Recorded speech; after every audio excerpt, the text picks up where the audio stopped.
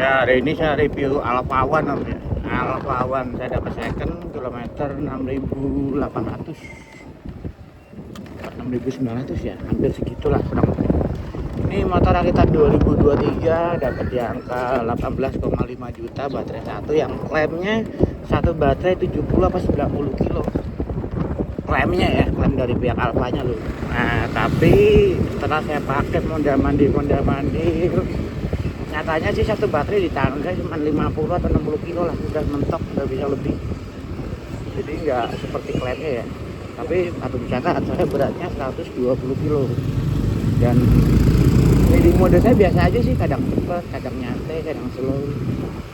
Kalau reading position mirip ya sama PCX lama ya. Gedenya sama yang lain nggak kalah loh, bahkan lebih tinggi ini sedikit kalau kata saya.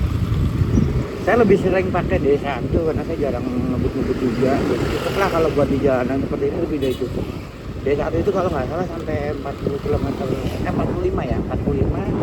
D2 nya sampai 60-an, 65 atau 60 gitu. D3 nya dia sampai 90. Jadi ini motor real bisa sampai 90 km per jam kok. Saya udah coba tes bisa sampai 90. Kenceng juga sih.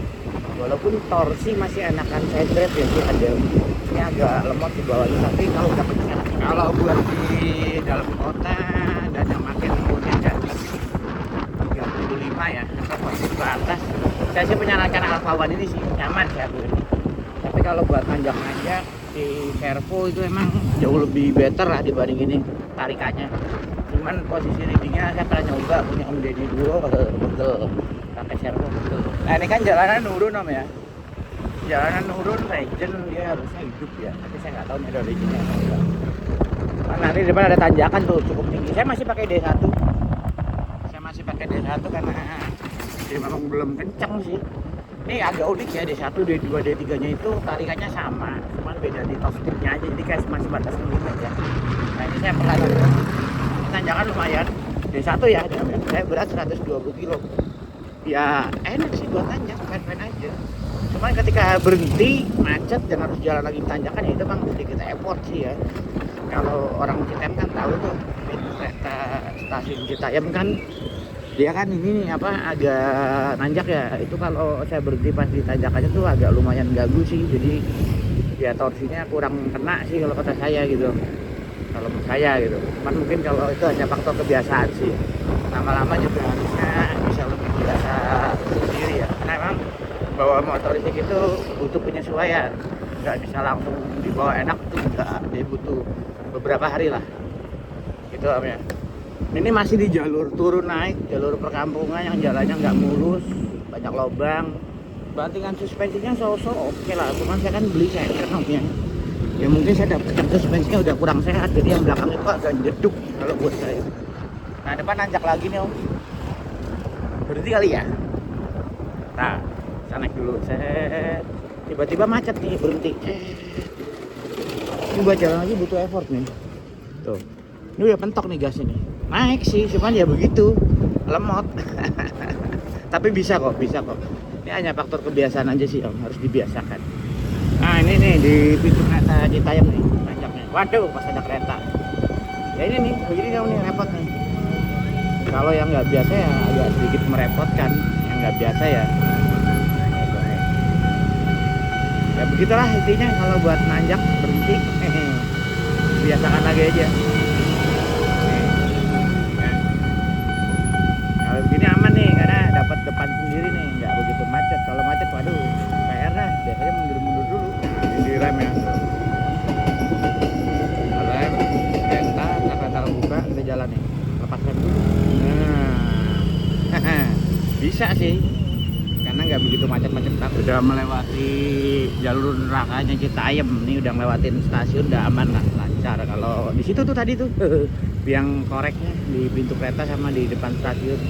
Ini karena siang nih, jam 11:30 sepi. Kalau pas lagi angkot banyak ngetem, aduh PR dah gitu mas. Nembusin situ aja bisa butuh waktu. Saya ada saudara dari Bekasi Om, mau ke rumah, kan rumah saya ngelewatin stasiun Citayam. Dia nyampe di stasiun Citayam jam 8 pagi, hari Minggu, tanggal muda, orang habis gajian. Wah itu macet-macetnya 1 jam Om, 1 jam. Udah gitu di pos polisi macet lagi, di pasar tuh, akhirnya apa, putar balik dia ke Bekasi, nyerah katanya, udah mau 2 jam buat tembusin stasiun sampai pasarnya nggak tembus katanya. Kacau. Jadi kalau bahas macetnya Citayam itu nggak ada habisnya.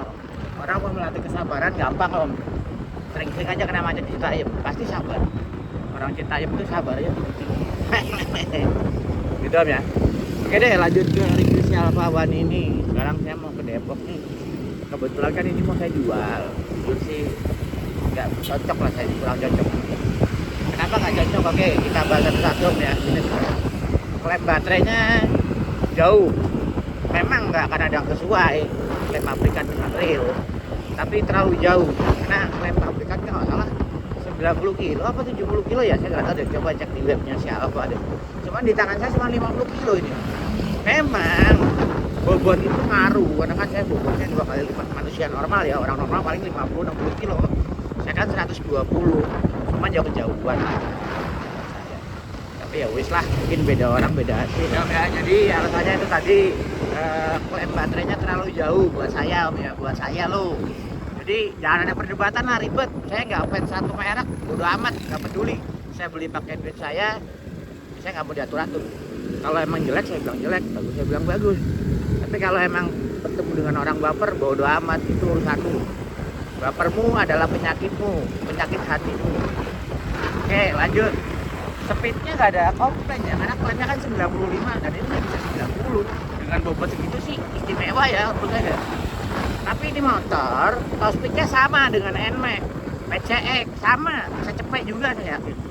Tapi torsinya ya bisa saya katakan sama Honda Beat aja kalah gitu loh. Jadi torsinya masih lebih kencang Honda Beat malah. Torsi itu digunakan ketika ketemu tanjakan curam, muatan berat, butuh akselerasi, angkatan itu top speed itu kepake. Torsi itu torsi itu kepake buat saya. Kalau top speed kan di jalan turun flyover juga bisa dapat top speed, itu malah bisa kebantu gitu loh. Jadi itu sih keluhan kedua. Jadi torsinya imut-imut. Top speednya sih tinggi tapi torsinya rendah, torsinya kurang buat saya. Kedua masalah finishing build quality, oke lah, bagus lah. Dari semua motor listrik ini udah cukup oke lah. Saya nggak bisa bilang bagus banget ya, kadang lebih bagus ada, yang lebih rapi ada. Cuman ini sudah cukup oke, apalagi dibanding sama yang murah-murah yang cukup ya, ini oke lah, the best lah. Terus layanan purna jualnya saya akui ini terbaik lah. Jadi walaupun saya belum pernah towing ya, towing itu kita dapat free dulu kalau beli Alfa dari baru om ya, dapat 3 kali apa 4 kali gitu setahun. Juto itu the best sih. Terus dealernya lumayan banyak di CBD pusatnya, terus di Serpong ada kan, di Bogor juga ada lagi bikin, terus di mana tuh, di Kemang juga lagi bikin. Bagus lah untuk ukuran motor listrik yang merek mungkin baru kemarin ya, baru 1-2 tahun, itu udah cukup oke lah. Udah gitu pelayanannya eksklusif lah. Ya memang ini motor mahal karena awal kali launching dia 36 juta ya, belum subsidi. Nah, ada mas cuma jadi 29 apa berapa gitu ya, oke lah, maksudnya kelasnya Molis premium nih mas. Ya itu sih om kalau pendapat saya ya. Jadi ya kalau dari layanan punya jual tidak mengecewakan, build quality-nya, finishing-nya oke, top speed-nya sesuai lah. Cuman klaim baterainya aja ya, mungkin ada yang salah dengan bobot saya dan cara berkendara saya, itu mungkin urusan saya ya. Cuman kalau ada orang yang nggak suka dengan cara review saya, dengan ngebacot ini bodoh amat, itu urusanmu, itu masalah jiwamu, itu masalah sakit, nggak ngaruh. Saya nggak peduli dan saya nggak mau tahu. Saya nggak minta uang sama kamu, nggak minta makan sama kamu gitu loh. Jadi ya saya bicara apa adanya gitu. Terus harga jualnya menurut saya cukup anjlok ya, dengan motor yang baru 1 tahun. Kalau dia beli 36 juta, sekarang udah 18 jutaan. Turunnya udah mau separuh loh, udah hampir separuh, 40% lebih turunnya. Ya kayak gitulah. Ya begitulah om, Molis motor listrik. Motor listrik itu mungkin orang masih takut beli karena satu kan belum tahu ya kuotanya gimana, KWK-nya gimana, terus ngecasnya gimana. Mungkin orang takutnya masih takut gitu, dan harga jualnya udah pasti anjlok. Ya mungkin buat barang-barang real item nggak anjlok-anjlok banget, cuma termasuknya besar lah dibanding beli Honda Beat atau beli Yamaha. Mungkin 1 tahun nggak segitu gede anjloknya gitu. Mungkin lah ya, karena beda tempat beda orang biasanya beda patokan harga tuh, biasanya pasarannya beda-beda, cuman Moleskine masih lebih better lah dibanding Molis. Kedua emang agak lawak sih di subsidi Molis nih buat saya ya, buat orang lain saya nggak peduli itu urusanmu, ini agak lawak sih. Orang kaya yang mampu beli motor 35 juta lebih bahkan 40 juta lebih kok disubsidi gitu. Ya itu nggak tepat menurut saya. Mungkin subsidinya lebih tepat kalau buat bangun infrastruktur. Contoh, bikinlah tempat pengecekan sebanyak-banyaknya. Manfaatin aja jaringan Indomaret, Alfamart. Tapi pemerintah yang punya regulasi, yang punya barang, bikinin aja gitu loh, bikinin. Terus kedua, ini sebenarnya penggiat Molis kayak di Indonesia ini ya, menggiatkan Molis di Indonesia ini. Pemerintah tuh ada studi banding nggak sih? Indonesia itu kan Cina mungkin nomor 1 ya penggunaan Molis terbesar di dunia ya. Di Cina itu 90% orang udah pakai motor listrik. Cuman mereka tuh menggunakannya sesuai dengan kemampuan. Contoh, motor ini mampunya 100 kilo. Ya udah pakai di dalam kota yang memang sesuai dengan range kemampuannya. Kalau di sini kan pakai motor listrik buat touring antar kota, antar pulau, antar galaksi, antar planet gitu loh. Jadi buat ajang pembuktian kalau saya yang paling wow gitu loh. Ya itu menurut saya salah ya, tapi itu hak masing-masing sih. Cuman gara-gara itu orang-orang yang mohon maaf nih yang belum kenal Molis, yang masih pas-pasan secara finansial jadi ikut-ikutan gitu loh. Ya jadi kacau lah, nanti endingnya apa, kecewa bilang gini-gini, akhirnya kan apa, ujung-ujungnya apa, testimoninya bad, buruk. Jadi tanya sama tetangga, gimana lo pakai Molis? Apaan, baterainya mahal, gini-gini, nggak bisa jauh, bla bla bla. Akhirnya apa, ya begitu, jadi jatuhnya testimoni yang buruk gitu loh. Yom, saya udah nyampe di Depok nih Om, nih lagi nunggu orangnya yang nanti mau COD sama saya. Jadi saya bahas sedikit Om ya. Pertama, kekecewaan saya sama si Alfa One ini hanya cuma sebatas di baterai ya, di klem baterai sama di suspensi yang menurut saya itu nggak nyaman sih, kurang.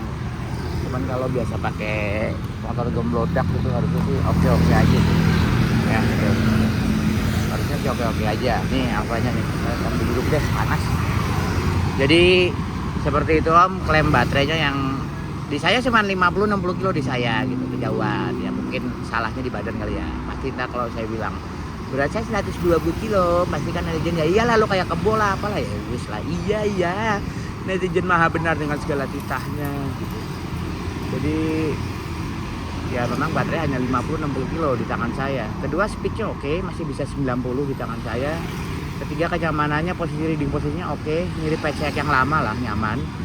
Joknya juga lumayan tuh, pas di kontur pinggang saya, jadi nggak terlalu pegel-pegel banget. Cuman ini di depannya ada jacknya nih, jadi kaki kurang leluasa aja kalau buat saya. Boncengan istri kemarin keluarnya shock breakernya. Mungkin karena saya beli second, jadi shock breakernya udah ada jeduk, jadi kurang oke lah shock breakernya. Udah sih itu aja. Finishing bodinya so-so oke, bagus lah dengan harga segitu. Ya jatuhnya udah Molis premium ya, oke lah. Cuman kualitas aja emang agak kurang sih kalau menurut saya. Catnya ya oke, kualitasnya oke. Suspensinya biasa aja walaupun agak keras. Pengeremannya oke lah, depan belakang dis. Apalagi ya, harga jualnya sih yang agak jatuh ya. Ini saya dapat 18 jutaan ya, saya dapat segitu. Kalau kita bicara baru kan 36 ya, sebelum subsidi ya, itu jatuh banget sih buat motor yang umurnya usianya setahun ya, baru setahun. Ya mungkin karena saya bilang tadi Molis itu orang masih banyak takut, masih banyak bertanya. Ketiga itu saya bilang motor mahal begini kok disubsidi gitu loh. Itu sama aja ngasih subsidi orang kaya, tapi terserah, yang punya negara kan dirimu, yang punya peraturan dirimu, ya silahkan, suka kau lah. Kita rakyat kecil bisa apa sih gitu loh. Itu aja sih. Coba kalau duit subsidinya itu dialihkan buat bangun infrastruktur sih kayaknya keren sih. Kalau ke pasar bisa sambil ngecas sambil belanja kan bagus tuh gitu loh. Kalau sekarang kan hanya terpusat di PLN doang, itu pun baru akhir-akhir ini. Dulu 2022 saya numpang ngecas saya nggak dikasih sama PLN. Sekarang kan habis ngecas saya terima kasih PLN. Sekarang Om bayangin Om ya, kalau pengguna Molis habis ngecas di PLN SPKLU bilang terima kasih PLN.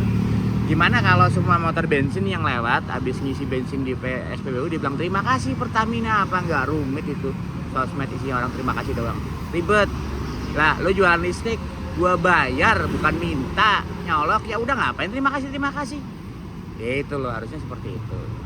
Ketiga apalagi ya, harusnya kalau mau membuat ekosistem yang baik Ya molis itu gunakan sesuai kemampuannya. Contoh ini anggap kemampuannya 70 kilo 80 kilo, ya udah gunakan segitu. Usahakan minimalkan lah untuk ngecas di jalan gitu, karena ngecas di jalan juga nggak bagus juga. Satu, ngebuang waktu. Ketiga juga ya mungkin tempatnya belum banyak ya. Kalau di kantor mungkin bisa lah baterai direnteng, baterainya berat loh.